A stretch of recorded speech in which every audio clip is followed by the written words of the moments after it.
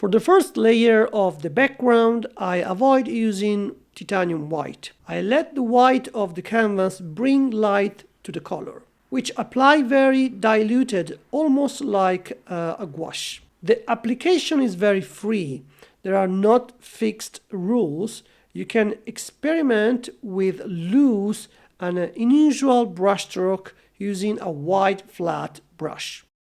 I use a soft tissue slightly damped with solvent to gently wipe away the fresh color, creating an oval shape that roughly marks where the head will be. Why do I do this? Couldn't just paint directly over the toned canvas? The answer is no. Many people do this, and often students come to my classes with canvas already completely covered in neutral tones like gray or brown or orange. But this is a mistake. The area where the face will be painted should stay white.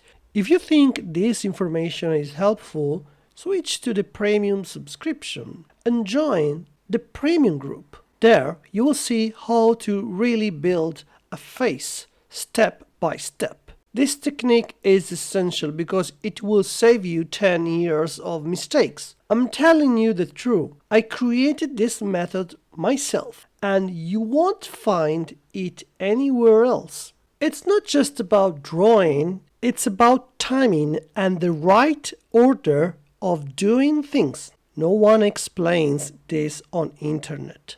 If you have ever found your drawing shrinking the more you work on it, it's a clear sign it's time to stop repeating the same mistake and learn the right method. I want to be clear, and I'm going to repeat to you again. I invested 10 years to understand this.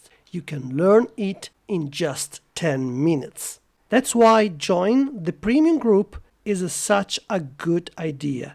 You will get to see the full video and all the concepts behind it, including the backstage process.